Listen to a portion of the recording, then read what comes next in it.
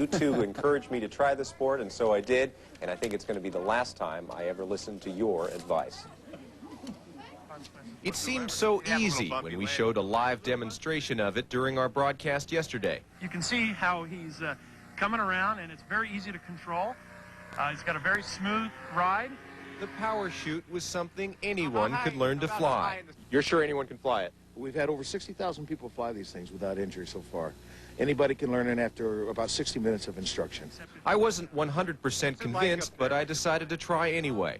I want you to go to no more than 200 to 250 feet. As you approach 200 feet, I want you to ease back on the power, okay, until the airplane actually settles out at that altitude, 200, 250 feet. I listened carefully, but there were a lot of complicated instructions. Probably the flight path will be to have you go to slightly to the right.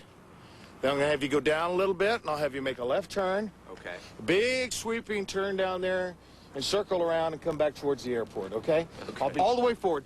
It's actually like in... Keep them that way? You keep them that way until it touches the ground.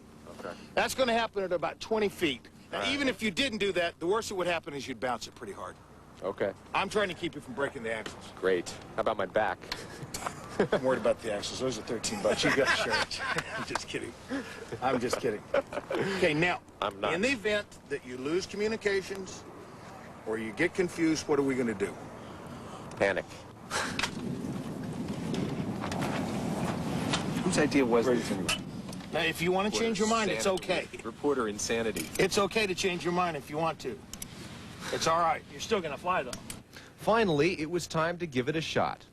Okay, Eric, let's go ahead and start the engine. Make sure the throttle is in the idle position. Make sure the ignition switch is on. I felt confident with my hand on the throttle. Soon I would be airborne. Soon I would know that feeling of freedom that comes from being able to soar into the sky.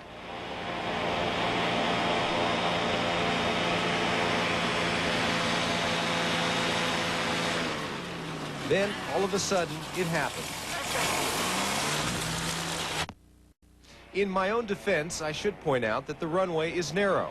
The plane is hard to control when the parachute is up, and it has no brakes. But still, the bottom line is I was taking off in a big empty field, and for some unknown reason, I ended up in exactly the wrong spot. The cameraman had to run to get out of the way.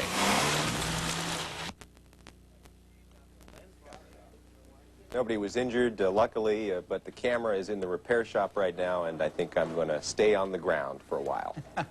Eric, why doesn't it have brakes? I don't know. That's a good question. We're going to have to ask about that. That was a question I wanted to ask yesterday. Well, have you thought of what it might be like to be airborne in that thing? No, and I think it's a good thing that we crashed on the ground because it might have been worse if we crashed in the air. So I'm glad that it happened on the ground. And we're glad that you're safe. Thanks very much, Eric, for that look back.